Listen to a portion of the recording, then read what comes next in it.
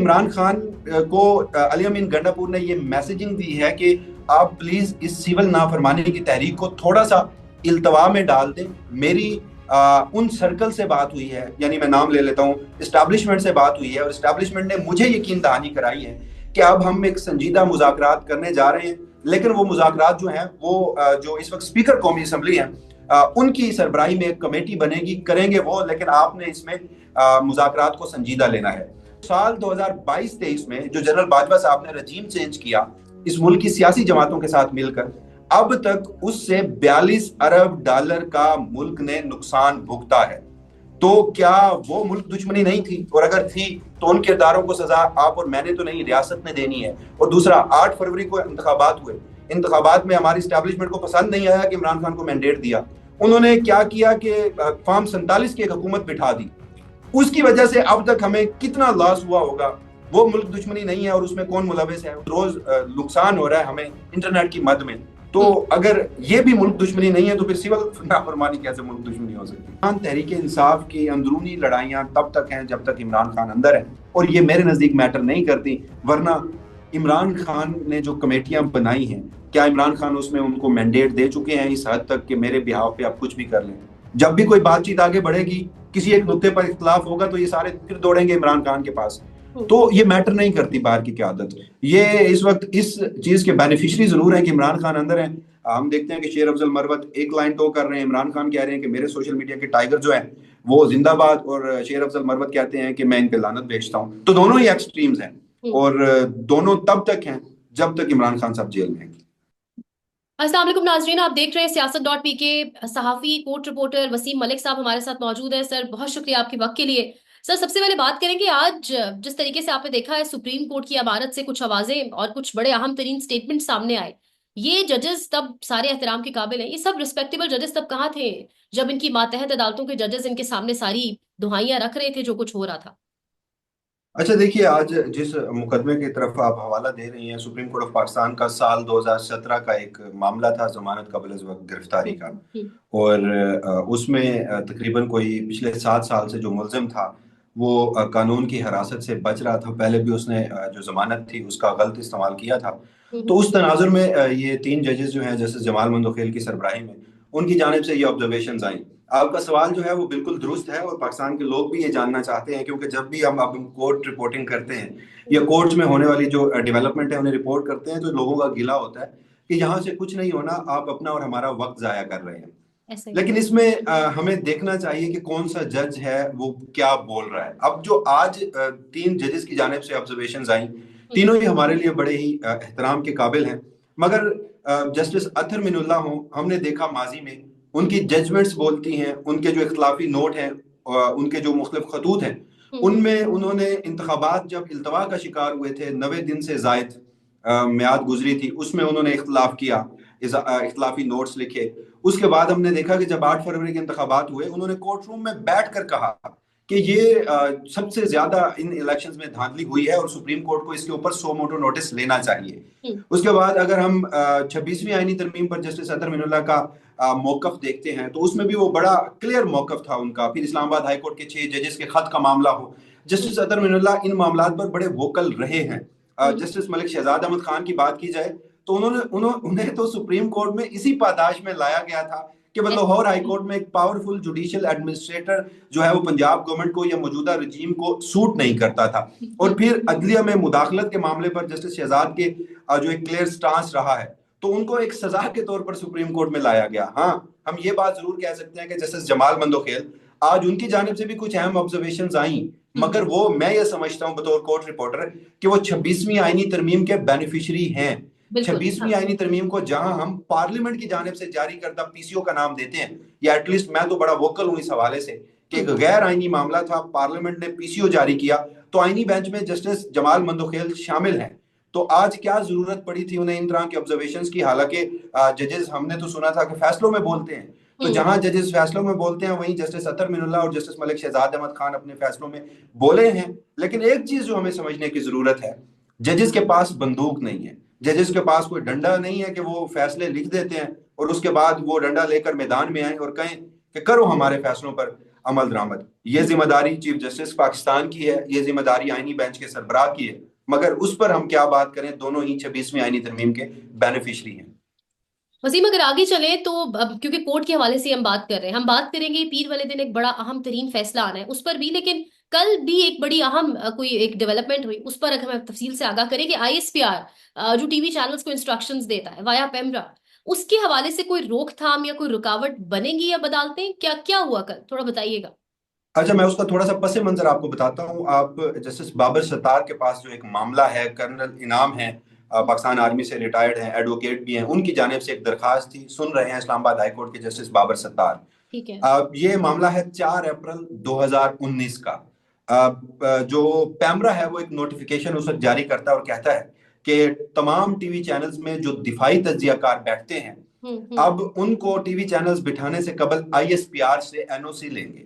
हाँ। और आप बगैर इजाजत के किसी को बतौर दिफाई तज्जियाकार नहीं बिठा सकते टीवी चैनल्स पर। सही। पैमरा के उस नोटिफिकेशन के मुकाबले में आईएसपीआर की जानिब से एक नोटिफिकेशन निकलता है, और वो गालबन कोई 2 दर्जन के करीब नाम दे देते हैं। वो कहते हैं कि इनको बुलाना है, और कुछ नाम ऐसे होते हैं जिनको कहते हैं कि इनको नहीं बुलाना, और उसके बाद उसके ऊपर अमल दरामद शुरू हो जाता है। तो फिर मामला इस्लामाबाद हाई कोर्ट में आता है। अब इस्लामाबाद हाई कोर्ट के जस्टिस बाबर सत्तार गुज़श्ता रोज वो जो नोटिफिकेशन था वो मुअत्तल कर देते हैं और कहते हैं कि जब तक इस मामले को हम डिसाइड नहीं करते ये नोटिफिकेशन मुअत्तल रहेगा।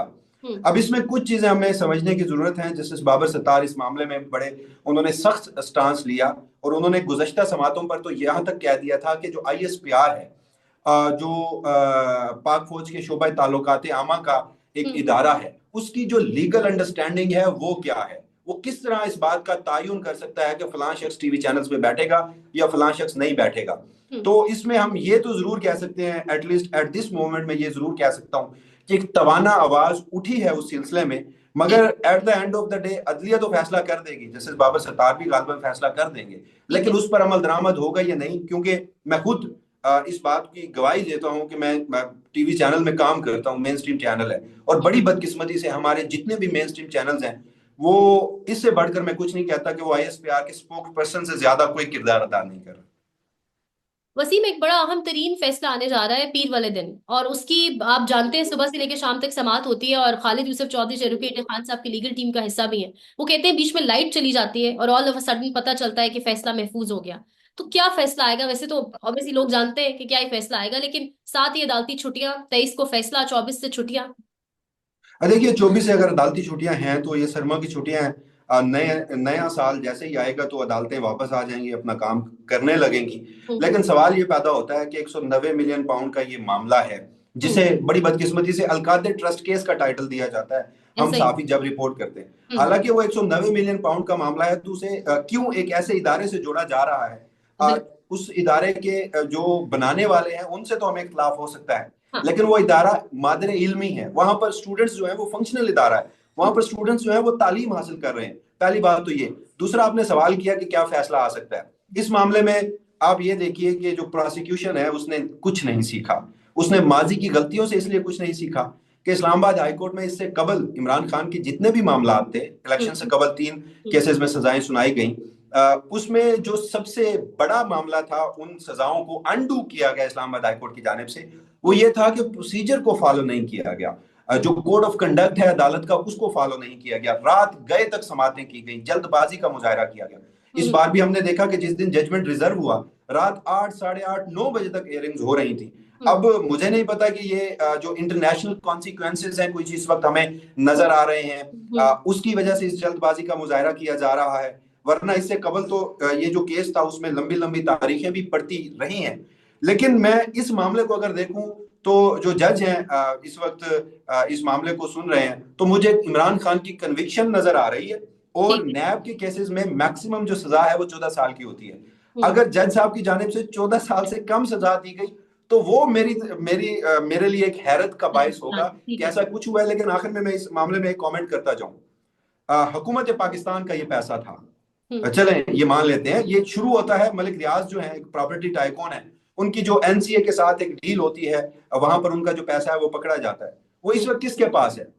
हुकूमत वक्त के पास है, सुप्रीम कोर्ट के अकाउंट में था। सुप्रीम कोर्ट ने काजी फैसल साहब ने अपने दायरा अख्तियार से बाहर जाते हुए वो पैसा जो है वो नेशनल एक्सचेकर में डाल दिया था। अब वो पैसा हुकूमत वक्त के पास है। इमरान खान ने उससे क्या फायदा हासिल किया? चले, इल्जाम ये लगता है कि इमरान खान ने वो एक बंद लिफाफे के थ्रू कैबिनेट से उसकी मंजूरी ली थी। अगर ऐसा है, अख्तियारात का नाजायज इस्तेमाल हुआ है, तो वहीं पर जब मैं नई नैब तरमीम देखता हूं तो उसमें कहा जाता है कि वफाकी काबीना और वफाकी काबीना के नीचे जो जैली कमेटियां, ये सब कमेटियां, उनके फैसलों को इस्तिस्ना हासिल होगा नैब रेफरेंसेस से, अनटिल अनलेस वहां एक लफ्ज लिखा हुआ है कि अगर कोई मॉनेटरी गेन्स हासिल ना किए हो। चले इस मामले पे आ जाते हैं कि इमरान खान और बुशरा बीबी, उन्होंने 190 मिलियन पाउंड मलिक रियाज को बैरिया टाउन की मद में देने के लिए इजाजत दे दी हुकूमत वक्त से और वफाकी काबीना से, तो उन्होंने बदले में कुछ लिया होगा, हासिल किया होगा। तो नैब का इस सारे मामले में एक गवाह है।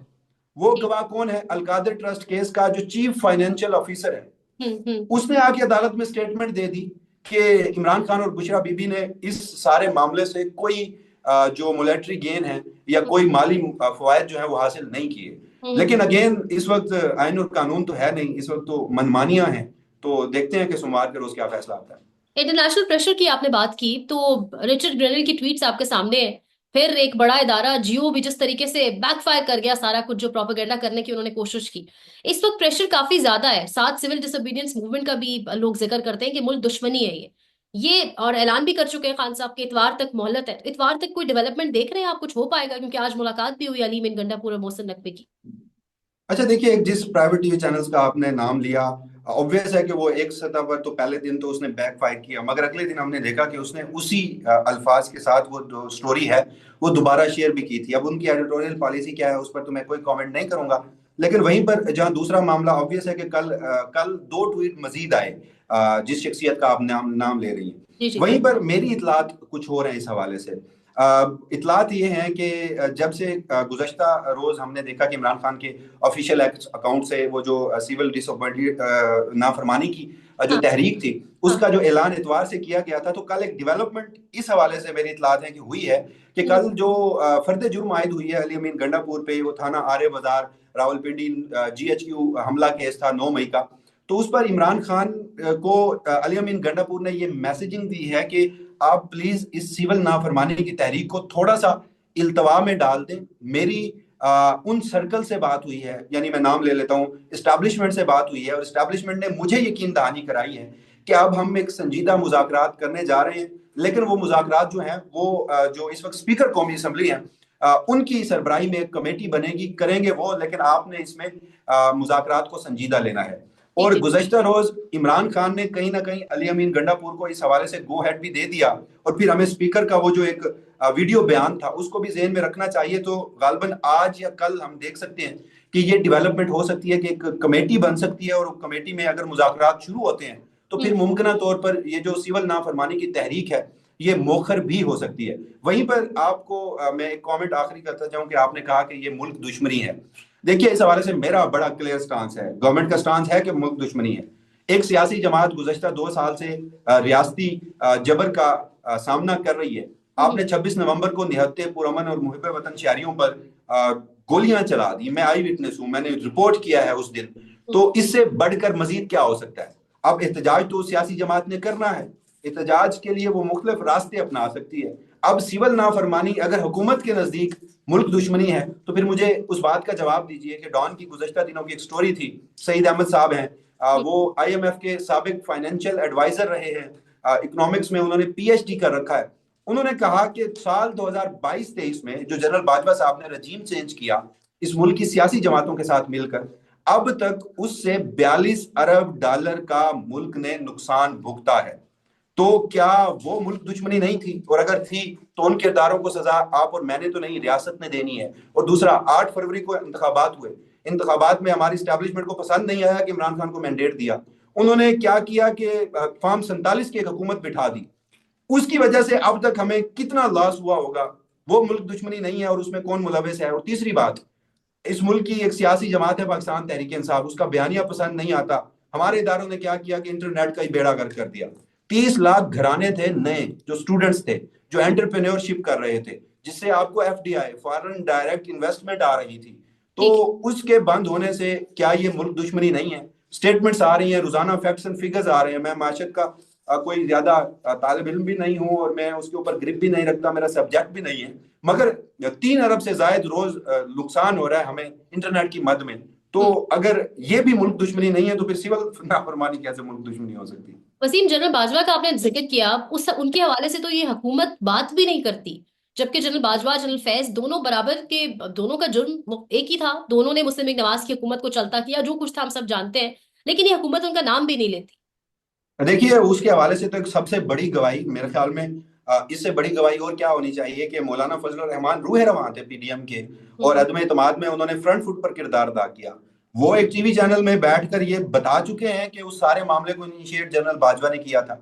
और हाँ। फिर आप थोड़ा सा इसमें सब्र कीजिए और देखिए कि जनरल फैज को अगर कन्विक्ट किया जाता है तो हम्म। उन्हें किन सरगर्मियों में कन्विक्ट किया जाता है। अगर तो उन्हें सियासत में मुदाखलत पर कन्विक्शन होती है तो हम्म। मैं एटलीस्ट उसकी बड़े मुदल्लिल अंदाज में और बड़े ही क्लियर माइंड के साथ उसकी हिमायत करूंगा कि एटलीस्ट वो एक जो बंद दरवाजा था वो अब खोला जा रहा है। कोई इस मुल्क में मुकद्दस गाय नहीं है। हमने देखा सुप्रीम कोर्ट के जजेस के खिलाफ, चाहे मन माने तरीके से, चाहे वो एहतसाब जो है वो अक्रॉस द बोर्ड नहीं था, लेकिन जजेस के खिलाफ भी बात होती है, सियासतदानों के खिलाफ आप और मैं रोज बैठकर यहाँ पर बात करते हैं, उनके करप्शन के कसीदे या उनके गैर कानूनी सरगर्मियों की जो दास्तानें हैं वो आवाम को सुनाते हैं। तो इसी तरह इस्टेब्लिशमेंट में भी अगर कोई शख्स ऐसा कर रहा है तो फिर उसको सजा होनी चाहिए। और एक बार अगर ये दरवाजा खुला तो एटलीस्ट मैं फिर इस उम्मीद में हूं कि आजकल जो कुछ हो रहा है तो कल को उसका भी जो है जवाब दिया जाना है। वसीम, जनरल फैज का जिक्र हो रहा है तो मैंने काफी जगहों पर पढ़ा है कि टॉप सिटी वाले मामले से मामला अगर आगे निकल के डीएचए की तरफ चला गया तो बहुत सारे मीडिया के लोगों के भी नाम फिर सामने आएंगे, कुछ बड़े लोगों के। देखिए अभी क्योंकि ये सारे मामले जो हैं ये ऑफ द रिकॉर्ड रखे जा रहे हैं। अच्छा, मुझे नहीं लगता ऑनेस्टली कि ये मामला टॉप सिटी का होगा। जी। ये मामला कहीं और का है। आपको याद होगा, मैं यहाँ पर एक बात सिर्फ इस सारे मामले पर आपके इस सवाल पर एक कमेंट करूंगा कि हम्म। हमें आईएमएफ की एक जो रिसेंट डील थी वो नहीं मिल रही थी।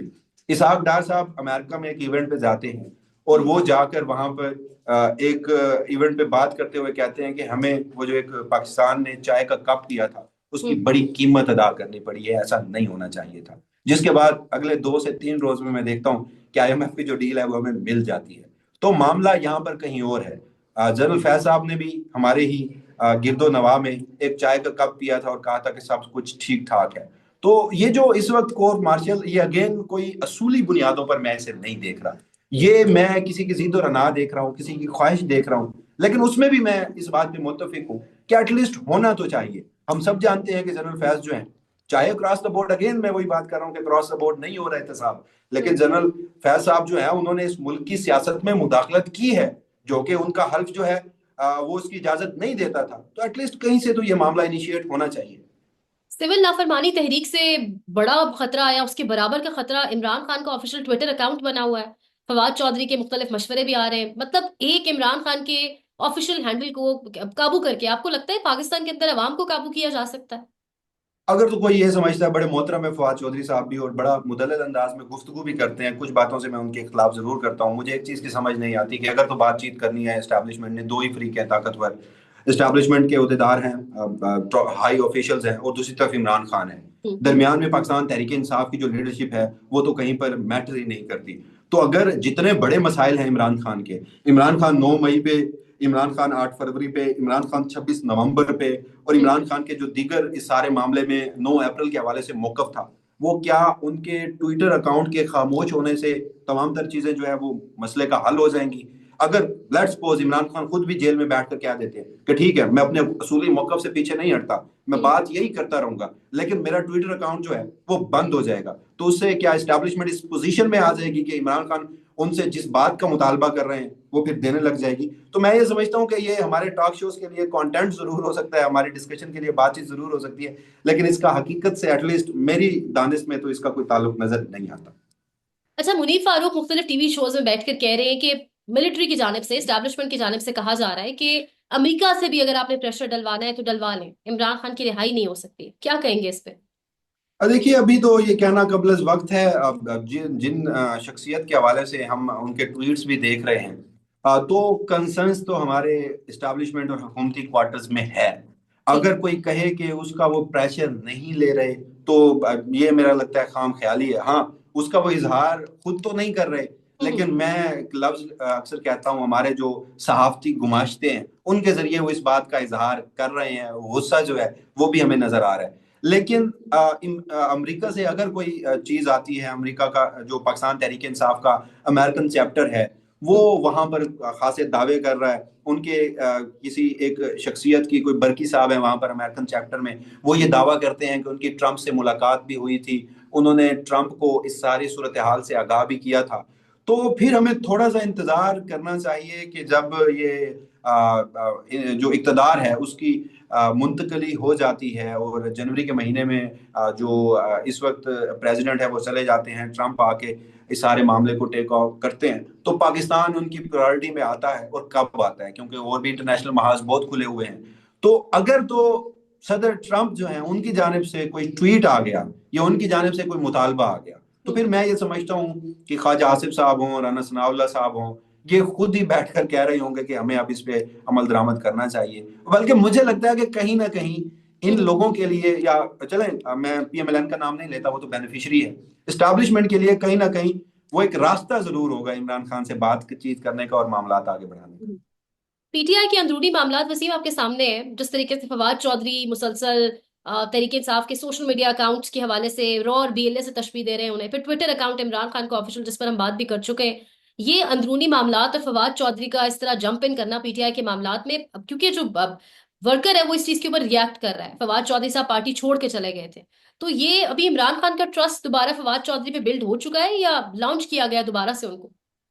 देखिए, जो हमारे वहां पर दोस्त कोर्ट को कवर करने जाते हैं, तो फवाद चौधरी पर तो इमरान खान एतमाद जरूर करते हैं। फवाद चौधरी पर इमरान खान का ये कहना है, फवाद चौधरी हों, शीरी मज़ारी हों, या जो कुछ नाम है इस्लामाबाद से एक एमएनए रहे हैं, मैं उनका नाम भूल रहा हूँ, इसी तरह से मरी से, वो चंद लोग जिनके बारे में इमरान खान को पता है कि इनके साथ वो जब ये उठाए गए थे तो इनके साथ क्या गुजरी थी। इमरान खान नरम गोशा रखते हैं, और इमरान खान जब ये मामला पाकिस्तान तहरीक इंसाफ के दुरुस्त हुए तो आप इन लोगों को पाकिस्तान तहरीक इंसाफ में वापस आता भी देखेंगे। मगर इस सारे मामले पर जो इस वक्त एक महाज खुला हुआ है कि पाकिस्तान तहरीक इंसाफ की जो अंदरूनी लड़ाइयाँ हैं वो सिर्फ उसी दिन तक है जब तक इमरान खान जेल में है। क्योंकि मैं इस पर ज्यादा बात इसलिए नहीं करता कि देखिए, ये मैटर नहीं करता। ये अगेन दो फरीक है, हमें एक बात समझने की जरूरत है। इमरान खान है और मिलिट्री एस्टैब्लिशमेंट के हाई ऑफिशियल्स हैं। जब इनके दरमियान कोई बातचीत तय होगी या इनमें कोई फरीक ये समझेगा कि अब हमें मुल्की मामलात को आगे लेके जाना है, चाहे उसमें कोई इंटरनेशनल प्रेशर आता है, अदरवाइज तो हमने देख चुका कि अवाम भी बाहर निकल के, अवाम ने भी एहतजाज कर लिया, अगलों ने गोलियां चला दी। तो अब मेरी अगर मैं सोचता हूँ कि ये मामला कहाँ तक जाएंगे, तो उसमें मैं, हाँ, ये जो अमेरिकन इन्वॉल्वमेंट है या फॉरेन इन्वॉल्वमेंट है उसको मैं ऑन कार्ड जरूर देखता हूँ। मगर पाकिस्तान तहरीक इंसाफ की अंदरूनी लड़ाइयां तब तक हैं जब तक इमरान खान अंदर है, और ये मेरे नजदीक मैटर नहीं करती। वरना इमरान खान ने जो कमेटियां बनाई हैं, क्या इमरान खान उसमें उनको मैंडेट दे चुके हैं इस हद तक कि मेरे बिहाफ पे आप कुछ भी कर लें? जब भी कोई बातचीत आगे बढ़ेगी, किसी एक नुक्ते पर इख्तलाफ होगा, तो ये सारे फिर दौड़ेंगे इमरान खान के पास। तो ये मैटर नहीं करती बाहर की क्यादत। ये इस वक्त इस चीज के बेनिफिशियरी जरूर है कि इमरान खान अंदर है। हम देखते हैं कि शेर अफजल मरवत एक लाइन टो कर रहे हैं, इमरान खान कह रहे हैं कि मेरे सोशल मीडिया के टाइगर जो है वो जिंदाबाद, और शेर अफजल मरवत कहते हैं कि मैं इन पे लानत भेजता हूँ। तो दोनों ही एक्सट्रीम्स हैं, और दोनों तब तक हैं जब तक इमरान खान साहब जेल में हैं। पाकिस्तान में इस वक्त सबसे बड़ा मसला बोलने का है। पाकिस्तान में बोलने नहीं दिया जाता, जुबानें खींच ली जाती हैं, डर है, खौफ है, टेरर है। पाकिस्तान का मीडिया मुकम्मल तौर पर कंट्रोल्ड है, वेल मैनेज्ड है, एक मैसिव सेंसरशिप है। इसी तरह का दबाव पाकिस्तान में सियासत.pk भी फेस कर रहा है, जिसे पाकिस्तान भर में गुज़श्ता कई महीनों से मावरा आइन, मावरा कवानीन मुकम्मल तौर पर बंद कर दिया गया है, मुकम्मल तौर पर बैन कर दिया गया है। सियासत.pk की नशरियात को लिमिटेड करके पाकिस्तान में छोड़ दिया गया है। तमाम तर कानूनी मुआवजे के ऊपर आवाज उठाई गई, दस्तक दी गई, लेकिन हर तरफ से खामोशी है, सन्नाटा है, कहीं पर कोई सुनवाई नहीं है, कोई सुनने को तैयार नहीं है। लेकिन इसका हल क्या है? क्या खामोश हो जाए? क्या सवाल ना करें? क्या मालूमात आप तक ना पहुंचाएं? क्या इंफॉर्मेशन आप तक ना पहुंचाएं? मालूमात भी पहुंचेगी, इंफॉर्मेशन भी पहुंचेगी, सवालात भी उठेंगे, लेकिन अब आपने रोल प्ले करना है, आपने अपना किरदार अदा करना है। और छोटा सा एक प्रोसीजर है, प्रोसेस है, उसके बाद आप अपना किरदार अदा करें और हमारी मदद करें। पहले आपने यह करना है कि हमारे यूट्यूब चैनल को सब्सक्राइब करना है, उसके बाद ज्वाइन के बटन के ऊपर जाना है, क्लिक करके हमारा मेंबर बनना है। या फिर दूसरा ऑप्शन यह है कि आपने वीडियो की डिस्क्रिप्शन में जाना है, वहां पर पैट्रियन का लिंक मौजूद होगा, उस लिंक के ऊपर क्लिक करें और हमें सपोर्ट करें, हमारा हिस्सा बने, हमारी ताकत बने। ख्याल रखिएगा। अल्लाह हाफिज।